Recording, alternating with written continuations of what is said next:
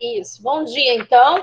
Vamos voltar na apostila, na produção textual, né? Na página 7. A 7 foi quando a gente estudou lá as partes do texto, né?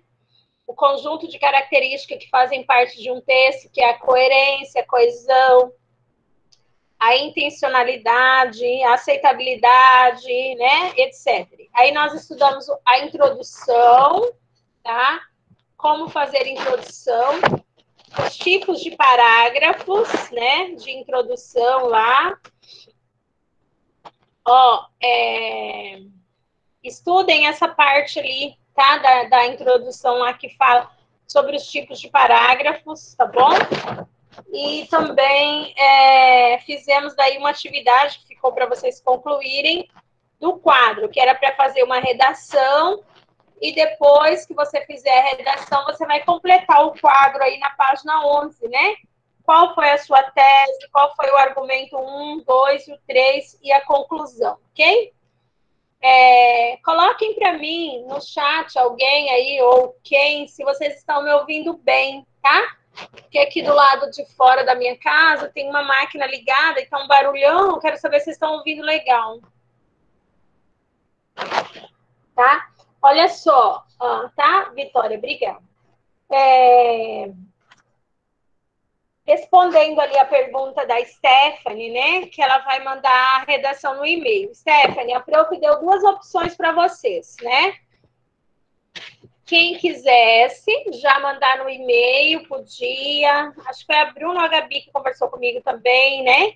Ou quem que não precisa mandar no e-mail, basta você pegar a sua redação, grampear aqui, ó, junto na folha, tá?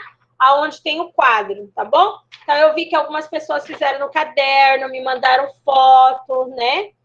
Não tem problema. O ideal é fazer no caderno mesmo, tá?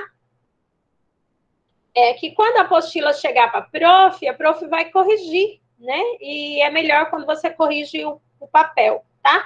Mas se você quiser mandar no e-mail, pode mandar também, sem problemas, tá bom? A Melissa mandou, a Vitória me mandou, tá? E hoje, então, nós vamos começar lá na página 11, conclusão, certo? Como concluir um texto. Vamos falar um pouquinho sobre isso lá, ok?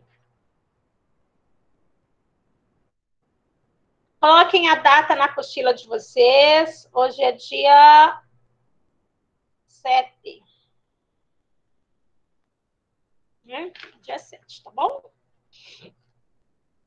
A conclusão. Como foi visto na redação nota 10 da PUC, né, do Rio de Janeiro, retoma a ideia central do texto, mas sem repeti-la, tal qual aparece na introdução. Em geral, propõe-se uma solução para a questão ou problema levantado. Para garantir a coerência do seu texto, é preciso planejar a argumentação e, em especial, a conclusão. Não é possível apresentar uma tese sem ter a exata noção da direção que ela tomará, em razão de o parágrafo de conclusão destinar-se ao fechamento do assunto. Ele precisa conter algo interessante que convença e impressione o leitor. A prova do Enem estabelece como uma das competências necessárias a maneira de se concluir o texto diante da situação ou do problema apresentada em sua redação. É necessário que na conclusão seja apresentada uma proposta de intervenção social reveladora de sua postura crítica responsável. Isso revelará que você está apto ao exercício da cidadania, ok? Então, a conclusão, ela é uma parte do texto importante, né? Depende do argumento que você está defendendo, você vai concluir lá, né? Se você é favorável, contrário, tá? O que você pensa em relação àquele assunto. Vamos fazer, então, agora a atividade da página 12, treinar isso que a gente está comentando. Por exemplo, lá, leia o texto seguinte. Quem pode abrir o microfone e ler para mim esse textinho aí do Rubens Alves?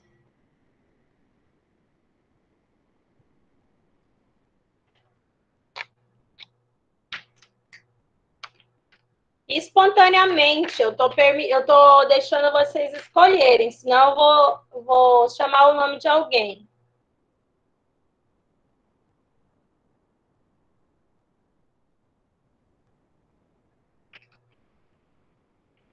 Ninguém se habilitou? Posso ler, prof? Então tá, Stephanie, obrigada. Da página 12, né? Isso, aham. No dia 13 de agosto de 1979, dia cinzento e triste, que me causou arrepios, fui para o meu laboratório, onde, por sinal, pendurei uma tela de, sei lá o quê, um dos meus favoritos. Lá, trabalhando com tripanossomas e vencendo uma terrível dor de dentes. Não, de saída, tal artigo seria rejeitado, ainda que os resultados fossem soberbos. O estilo. O cientista não deve falar. É o objeto que deve falar por meio dele. Daí o estilo impessoal, vazio de emoções e valores. Observa-se, constata-se, obtém-se, conclui-se. Quem? Não faz diferença. Ok. Então, Rubens Alves aí, né, ele está simulando um artigo científico. E nesse artigo científico, tem algumas formas que vão contra a ideia de um cientista falar, né? Como, por exemplo, lá, o cientista, ele não fala meu laboratório, né? Meus favoritos, tá? Em uma redação, você não usa esse termo pessoal, né? A redação, ela tem que ser subjetiva. Você usa os termos logo que ele colocou abaixo lá no texto, né? Observa-se, constata-se, obtém-se, conclui, né? Portanto, tá? Não se pode usar pronomes pessoais. Aí ele pergunta lá na letra A.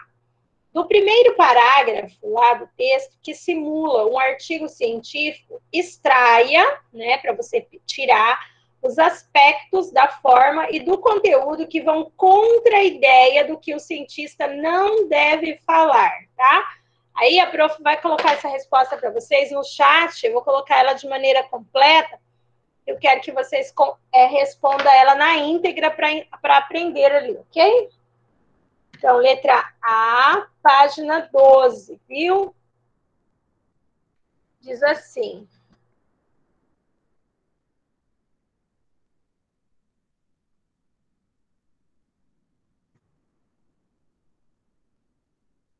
Eu vou mandando a resposta parcial, que daí vocês já vão escrevendo, tá? A marca da subjetividade é a imposição da primeira pessoa pronominal.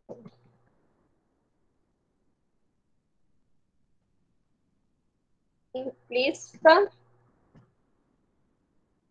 elíptica.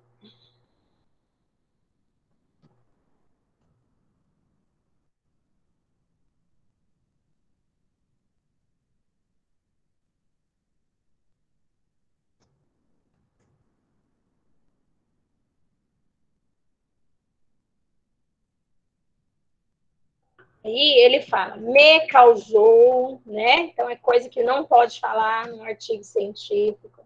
Aí ele disse, meu laboratório. Aí ele fala também, meus favoritos, né? Aí ele diz, ele deixa lá subentendido a eu fui, né?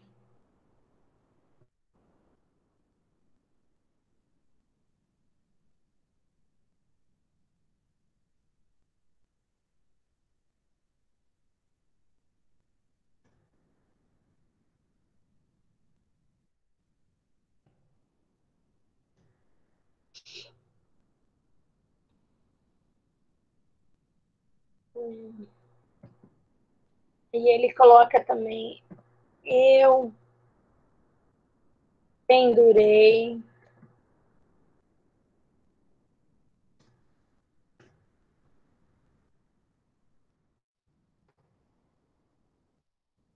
Além,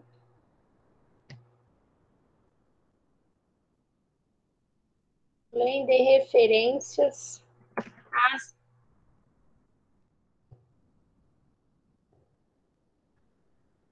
sentimentos tristes, né? Então, ele faz referência lá aos sentimentos dele lá, tristes, sensações.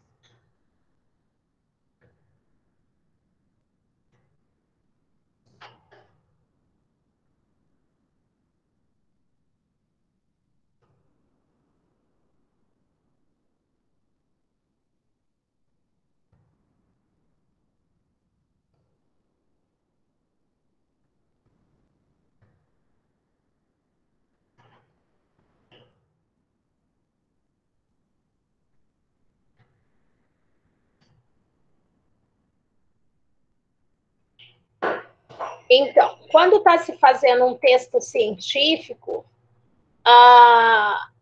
Alisson, página 12, sim, né? Quem perguntou lá na Thierry. Tudo isso na letra A, tá, Cauê? Então, quando se está fazendo um texto científico, ele está pedindo ali para que vocês extraia, né? Extrair é retirar os aspectos, né? Que está lá no textinho que a Stephanie leu, que não podem ter num texto científico, né? Então, não pode ter essas pessoalidades ali. O texto ele tem que ser marcado pela imparcialidade, né? Aí lá no texto tem me causou, meu laboratório, meu favorito, eu pendurei, né? Além do que ele fala de sentimentos, de ações, tá?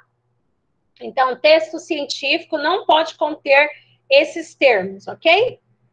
Copiem aí a resposta. Na letra B, lembrando que caprichem na letra, tá, pessoal? Eu tive muita dificuldade de corrigir algumas coisas nas apostilas.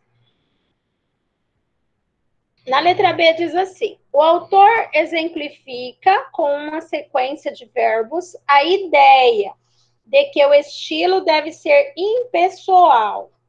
Que estratégia de construção é usada para transmitir a ideia de impessoalização, tá?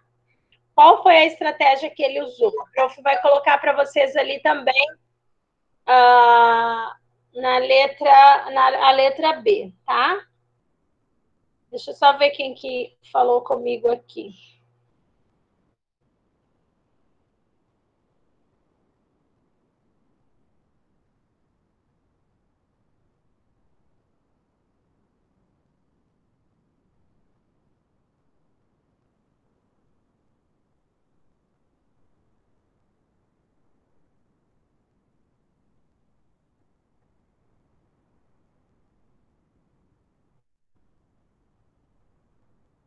Stephanie, respondendo a sua pergunta ali do WhatsApp, né? Para você fazer uma intertextualidade é isso, né? Mas como você não encontrou, você coloca a referência do aplicativo ou do site onde você tirou aquilo lá, tá bom? Pode ser, tá? Então, continuando aqui, a estratégia usada ali.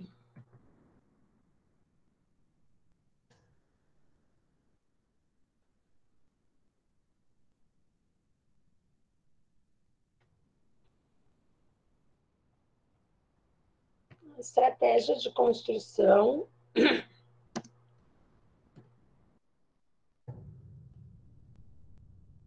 utilizada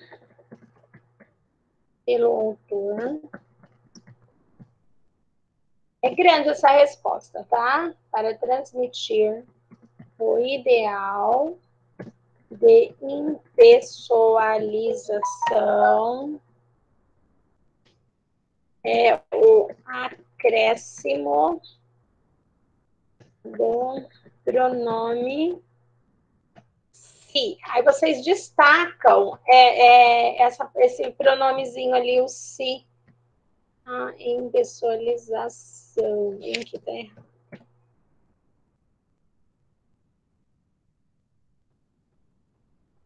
Só corrigir uma palavra aqui.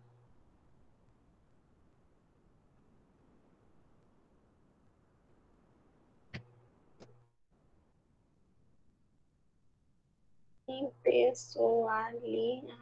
Que azar. Impessoalização. Continuando a letra B, né?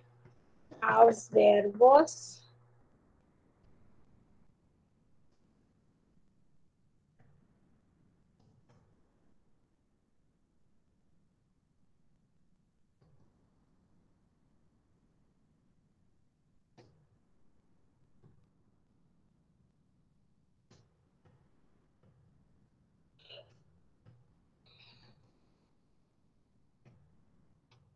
não transitivos diretos sendo chamados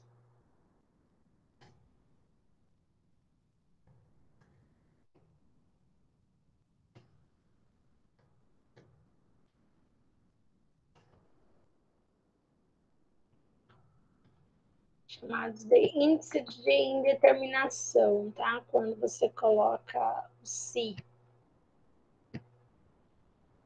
Observa-se, constata-se, tá? Porque você não consegue determinar o sujeito.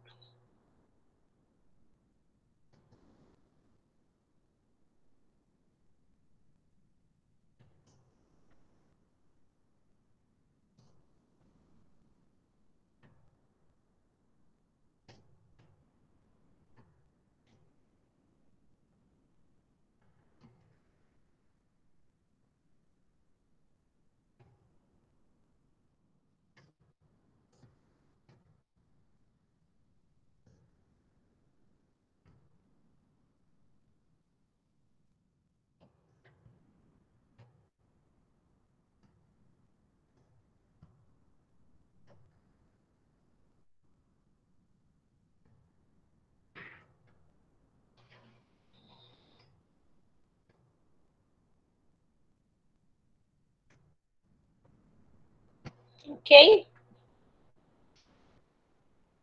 Assim que terminarem, vão colocando ok aí. Então, lá no texto, né, quando você está construindo um texto científico, você coloca a impessoalidade. Para que você transformar o seu texto, né, em pessoal, você usa muito a partícula se, né, nos verbos lá. Constata-se, observa-se, verificou-se, tá? É isso que vocês vão fazer ali, combinado? Assim que concluírem a letra B, vão colocando ok para a prof explicar a número 2.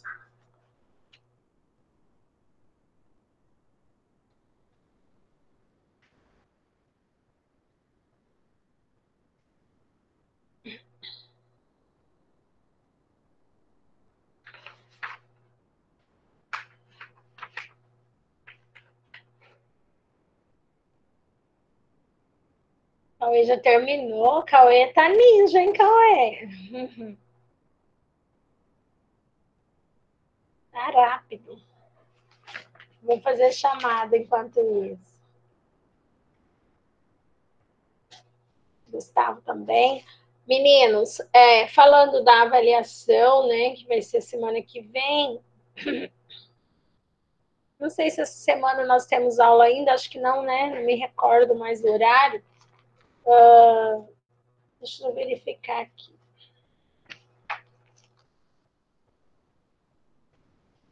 Hoje é quarta-feira ou hoje é terça-feira? Hoje é quarta? Sexta tem, né? Ah, então tá legal. Obrigada, Stephanie. A nossa avaliação ela vai ser baseada na intertextualidade, tá? Na apostila que a gente viu anterior, interpretação textual, tá bom? E na questão da variedade linguística, tá? Aqueles tipos lá de variedade linguística regional, etc. Então, vocês dão uma relida naquele conteúdo, viu? E aí, qualquer coisa na aula de sexta-feira, vocês tirem dúvidas, perguntem, mas vai ser bem tranquilo em relação a isso. Em relação à prova de produção de texto, ela vai ser baseada com o texto argumentativo, tá? Mas a produção de texto eu vou mandar no grupo, viu? Do WhatsApp para vocês fazerem. Então, não vai ser lá dentro da plataforma, lá do site, né?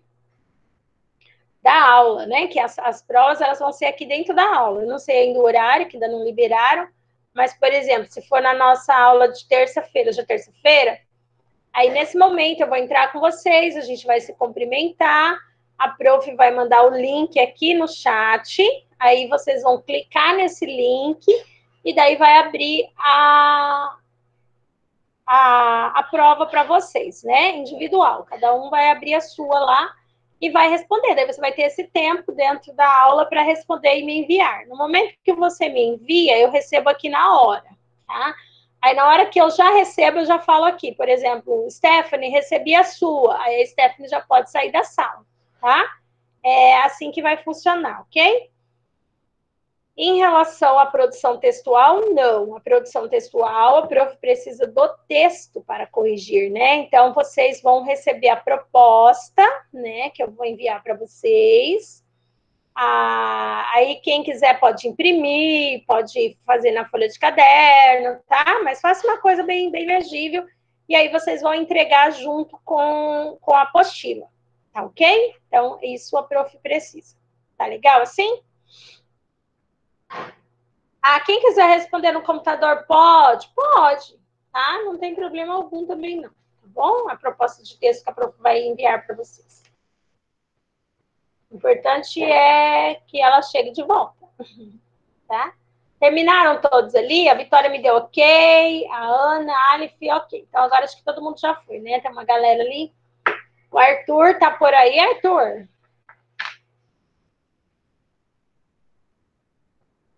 Não vi manifestação do Arthur hoje na sala, tá muito quietinho. O Johnny tá na aula? Tem dia que vocês estão falantes, outros dias são muito quietinhos. Não, o Johnny não tá, né? O Johnny tá dormindo ainda. E o Arthur tá ali na aula. Tá na aula, mas não sei se ele tá me ouvindo. Bora lá. Na número 2, tem um texto, né? Para que vocês leiam e reflitam. Quem pode ler para mim? Quem pode abrir o microfone? A Stephanie já leu uma vez. Quem pode agora? Eu quero um menino agora para ler. Será que vai aparecer algum?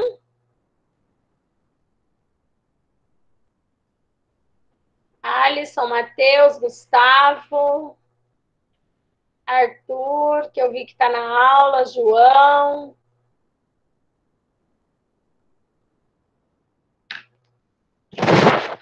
Um homem que se habilite aí para ler.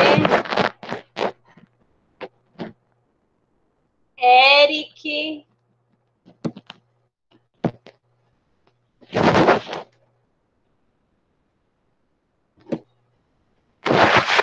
Ninguém, meu Deus do céu. Cauê. Thales. Olha, vocês não se habilitaram para ler e nem a responder ali.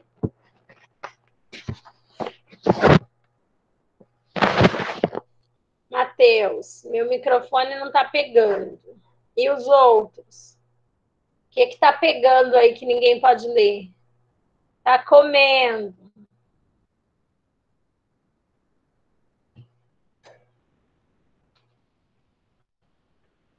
E o resto da galera não está na aula, é?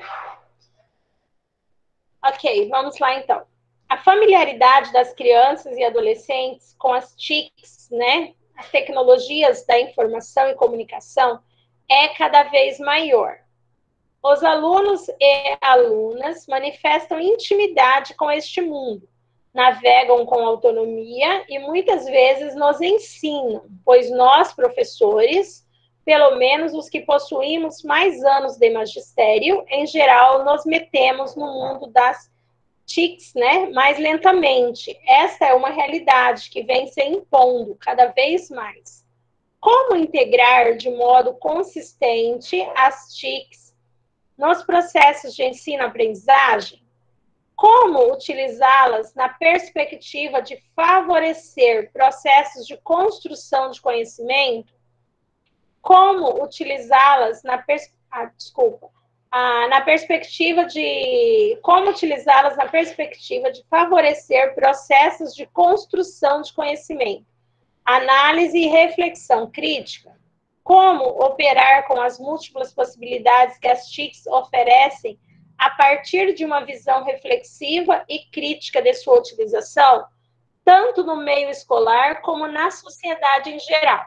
Ou seja, meninos, na página 13, você vai responder lá. Identifique e transcreva a passagem que no texto não deve ser interpretada literalmente, tá? Qual é essa passagem do texto que não deve ser interpretada literalmente?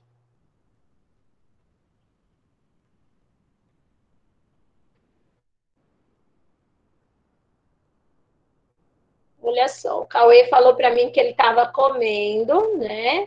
E ele provou que realmente ele estava comendo, por isso ele não deu, né, Cauê? Mas os outros, né, não me deram nem resposta. Então, tem uma galera aí que só ligou a aula e vazou na margaça, né? Vamos dizer assim. Já ouviram essa palavra? Variação linguística, tá? Essa semana eu também aprendi uma outra bem diferente. Que fala que é macumbaria, tá? Que o pessoal do norte usa uma palavra bem estranha, nunca tinha ouvido, para substituir macumba. Mas vamos lá, então, essa daí é uma resposta pessoal. Dentro desse texto, o que é que você não pode interpretar literalmente, tá?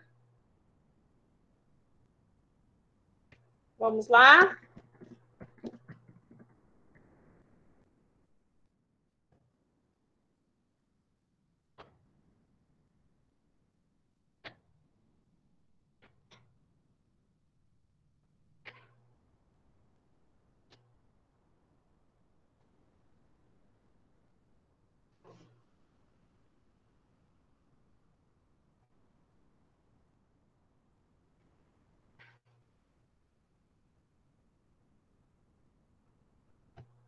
O que é que não pode ser interpretado literalmente, que não pode ser real?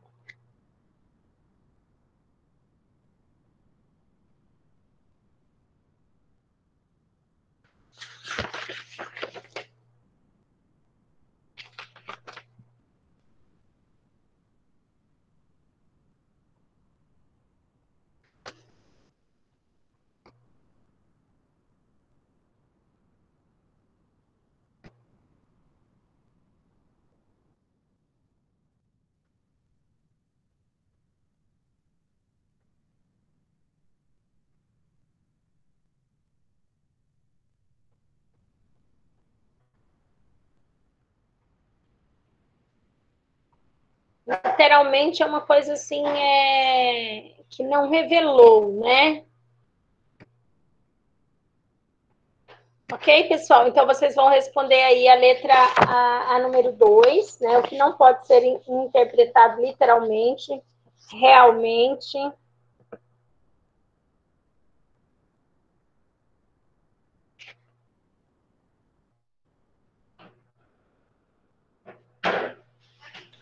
Professora, Sim. essa número 2 aí, no caso, a resposta poderia ser aquela parte lá em que fala, acho que no primeiro ponto. Os alunos e alunas manifestam intimidade com este mundo, navegam com autonomia e muitas vezes nos ensinam por nós, professores, pelo menos os que possuímos mais anos de magistério, em geral, nos metemos no mundo das TICs mais lentamente. Uhum, sim. É um olhar pessoal, né? Mas eu também identifico aí, tá? Que essa questão literal, isso, é a parte que fala, né? Que eles navegam com autonomia. É essa parte que eu... E muitas vezes nos ensinam a nós professores, né? Nunca houve um momento assim, né? Vamos fazer uma parte aqui da aula, né? Que o professor se visse tão pressionado, né, a dominar as TICs como agora, nesse período de pandemia, certo? E a gente sabe, conhece pessoas, né, dessa geração mais antiga do magistério, vamos dizer assim, há um tempo maior de carreira, que tem extrema dificuldade, né? Eu lembro que eu trabalhei numa escola, não vou citar o nome aqui, tá? Aqui dentro da cidade mesmo. E eu convivia com colegas, né? Não estou diminuindo ninguém, tá bom? Porque são pessoas que não tiveram as mesmas oportunidades que às vezes vocês têm, né? Nós temos, tá? Então, assim, excelentes professores, mas ele não conseguia formatar, né? Eu lembro que a gente estava fazendo diário lá, e daí eles não conseguiam justificar, né? Quando você falava assim, eu falava assim, justifica o texto, né? Aí eles não conseguiam, né? Então, o que era justificar um texto? Na hora, assim, vocês também, muito jovens, dominam muito bem a questão dos jogos eletrônicos e tal, mas na hora que você pega um Word, o Word, ele tem infinitos recursos, né? E daí tem aluno que não sabe justificar um texto, o aluno que vai copia da internet, ele não consegue nem mudar a letra, né? Ele não consegue fazer essas coisas. Uma outra coisa também que tem dificuldade de fazer citação, né? Que a citação tem que ter o recuo do parágrafo de 10 centímetros, a letra tem que estar tamanho 10. Então, são essas coisas, né? E fazem falta. E muitas das vezes na escola em si, a gente não trabalha isso, né? Porque a gente tem uma meta, tem apostila, tem isso, tem aquilo, né? E vai passando. E às vezes os pais sabem, têm domínio, mas às vezes os pais também são corridos, né? Não ensinam. E é interessante que vocês tenham já esse conhecimento, principalmente vocês jovens, né? Vão trabalhar às vezes em empresas, isso e aquilo. Tem que mandar um e-mail, não consegue formatar um e-mail, né? Um ofício para mandar através de e-mail. Tem pessoas que não conseguem salvar lá em RAR, né? Fazer compactação, essas coisas assim. Eu confesso para vocês que no Word não, eu sempre tive facilidade porque o meu trabalho, né? Antes de eu vir para cá, dependia muito disso, né? Era um trabalho muito técnico. Mas essa questão de vídeo, gravar, compactar, agora mesmo na avaliação de vocês também, olha, e eu peneio, hein, para poder conseguir descobrir um meio de levar os textos, tá? De português, vocês sabem que tem muito texto, para dentro da avaliação e que ele permanecesse com as características, né? Ou seja, quando eu levava o texto lá para dentro do programa, ele pegava e ficava reto, aquele texto reto assim, ó. Então, não separava o título, as palavras em negritos não apareciam mais em negritos, né, em destaque para vocês identificar as respostas. Lá embaixo, lá na notinha de rodapé, que tem o autor, né, onde que foi retirado aquilo lá, misturava tudo, ficava aquele textão, né?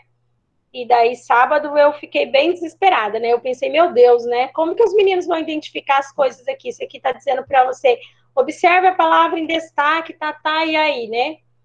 Aí foi um baile, tá? Mas aprendi, tá bom? Aprendi, fiz, ficou bem bacaninha, vocês não vão ter dificuldades. Então, é um momento que a gente se vê obrigado, né, a buscar a fazer uso dessas ferramentas. Elas já existem há muito tempo, só que é muito cômodo, às vezes, né? A gente fica muito no comodismo, tá? Eu lembro esse ano também, ano passado também, esse ano eu desafiei vocês com aquele vídeo, né? Que era para vocês fazerem um videozinho lá de 30 segundos e mandar lá de uma atividade de produção textual, lembra? E daí, todos acho que fizeram, né? Se eu me recordo, né? E ficou tão legal, a gente viu cada vídeo legal ali. Eu me lembro dos vídeos de vocês, lembro do Alisson lá, né? Deu um show naquele vídeo dele, o Cauê também, né? Arthur, todo mundo fez. Então, ano passado a gente fez aquele cineminha, né? Tipo aquela novelinha do livro que vocês leram. Também foi um desafio. E é assim que a gente vai aprendendo, tá? Agora, na questão número 3, olha, ela é parecida. Tem um texto também, já responderam aí a 2, né? A 3 diz assim: as coisas dificilmente mudarão se for dada à grande massa da nossa população uma educação adequada e consciência de cidadania, o que exige, em última análise, o desenvolvimento e a consolidação de práticas de leitura. Na apreciação das obras, cabe, creio eu, examinar o papel que o próprio livro, enquanto suporte de escrita e de leitura, foi gradualmente exercendo no contexto da sociedade. Acabo de falar sobre o efeito da leitura para possibilitar a reivindicação de se corrigirem os males que assolam nossa sociedade. Levando adiante essa observação, cabe acentuar que o livro tem um papel não só didático, como também político, tanto que, com o tempo, passou a ser temido pelos governos autoritários. Por exemplo, não é sem razão que os jesuítas, na catequese dos índios, lhes ensinavam artes manuais, pintura, música, fabricação de instrumentos musicais, coisas todas muito sofisticadas, mas não os ensinavam a ler, e muito menos a escrever, porque isso poderia acarretar risco de subversão, tá? Com o passar, a pergunta lá diz: com o passar do tempo, em que medida a leitura tem sido um instrumento de hierarquização social no Brasil? Justifique sua resposta. Vocês viram aí nesse texto que eles ensinavam, né, catequizavam os índios, mas eles não ensinavam eles a ler nem a escrever, né? Eles ensinavam o quê? Outras habilidades, né? Trabalhos manuais, pintura, música, né? Coisas assim. Agora, ler e escrever não ensinavam. Por que será que eles não ensinavam a ler e a escrever? O que vocês acham que era? Quem quer falar? Vamos lá.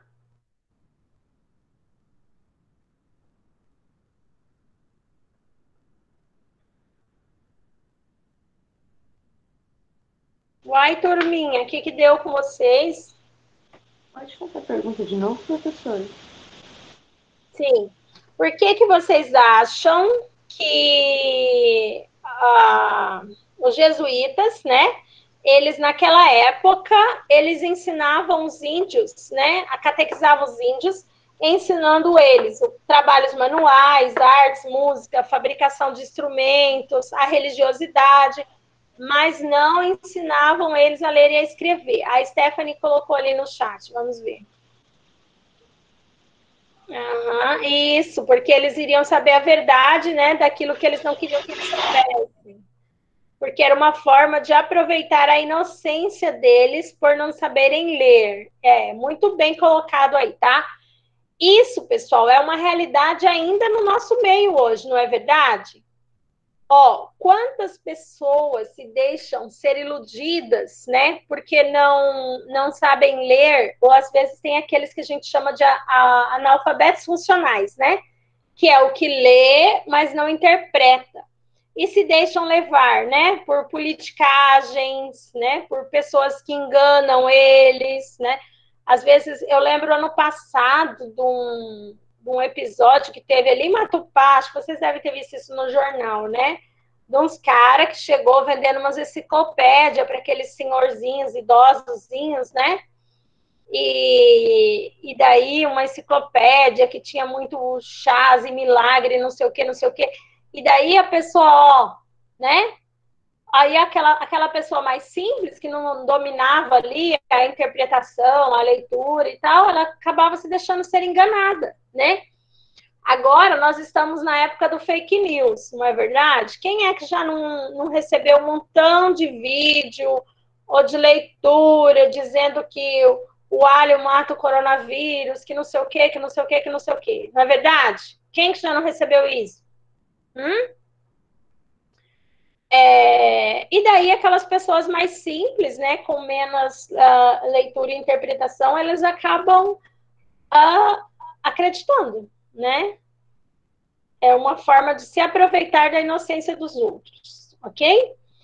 Essa pergunta, ela diz assim, ó, a pergunta da apostila agora, tá? Ela pergunta assim, com o passar do tempo, né, o tempo, em que medida a leitura tem sido um instrumento de hierarquização social no Brasil? A leitura tem sido esse instrumento de hierarquia social no Brasil?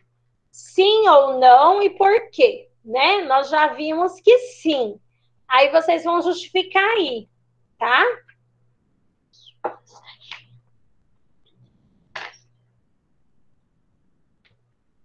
Enquanto vocês respondem, vão colocando no chat as respostas de vocês ali, tá? Eu achei legal lá os meninos complementaram, e daí eu vou fazer chamada enquanto isso.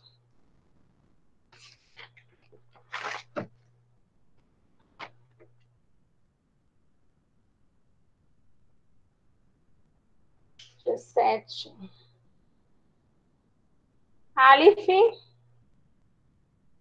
Alisson, ó, chamada, respondam, por favor. Aleph, Alisson, Ana Júlia, Arthur, Bruna, Dani, Eric,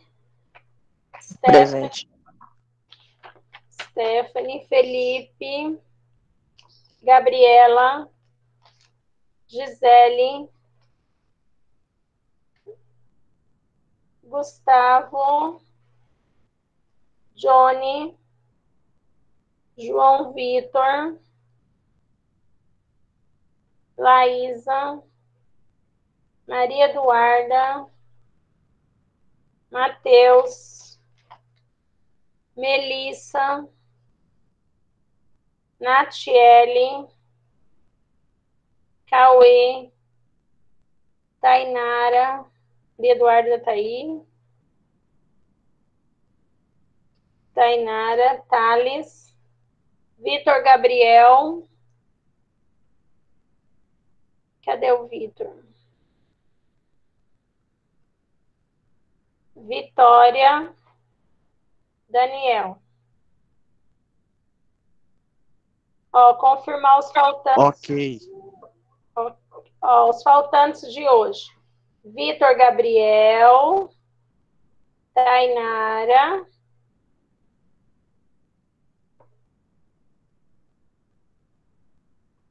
Maria Eduarda não, a Laísa faltou, o Johnny, a Gisele, tá certo? Então tá. Ninguém colocou a resposta ali para mim?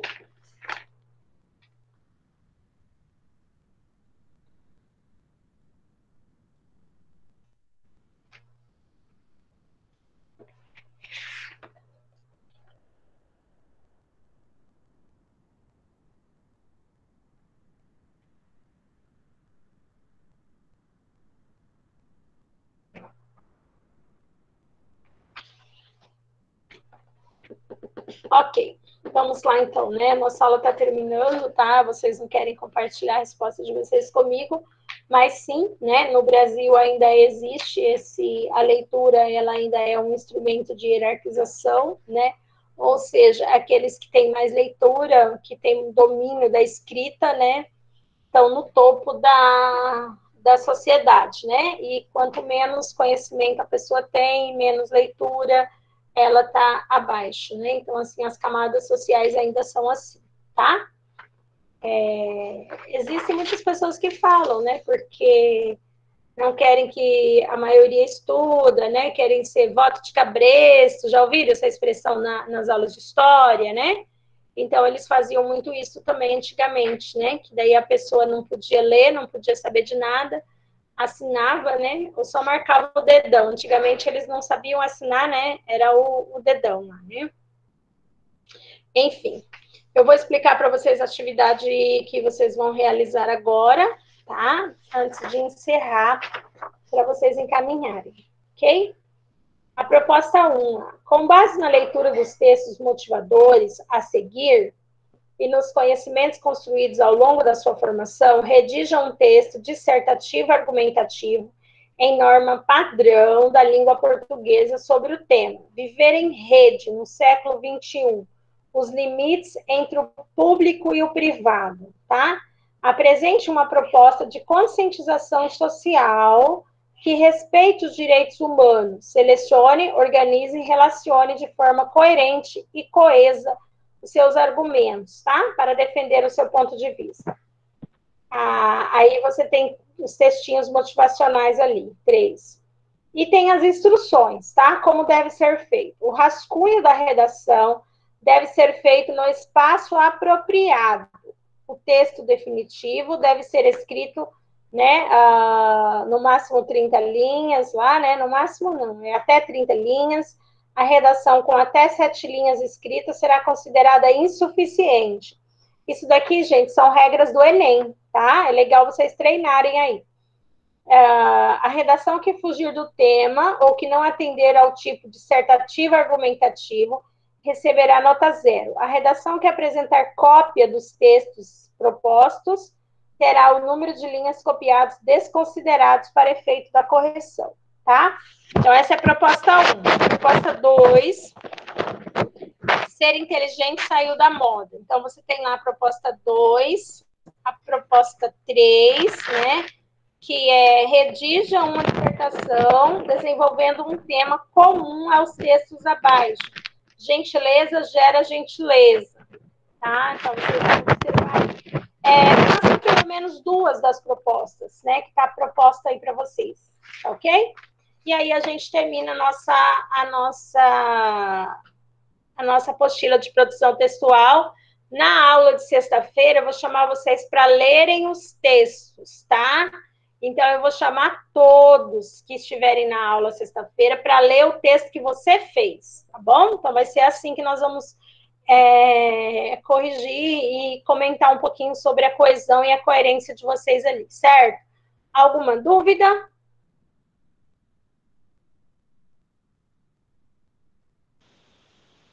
Nenhuma? Ninguém quer falar nada? Tá tudo bem? Então tá, pessoal, beijo para vocês, fiquem com Deus. É para fazer 2 temas, tá, Cauê? 2 temas. A prof vai chamar você para ler um dos temas que você fez, né? Então, assim, uma hora um vai ler o tema 1, tema 2, tema 1, tema 2. Eu vou chamar vocês na lista ali, né? E relembrando o pessoal que não fez atividade passada, né? A oportunidade é essa, né? Antes da avaliação, porque depois a prof vai ter que fechar, tá? Nota e daí fica complicado. Mas quero dar parabéns a todos vocês por estarem aqui, a turma que mais está presente, tá? A turma na qual todos entregaram a apostila, né? Fizeram um trabalho anterior, isso é muito bom, tá ok? Mas continue se esforçando. Estou sentindo vocês muito calados, né? E isso não é legal, tá? É bom quando vocês interagem, perguntam, reclamam e participam, ok? Beijo, pessoal. A gente se vê na sexta-feira, combinado? Qualquer dúvida pode me chamar lá que a prof esclarece, tá? Tchau, tchau.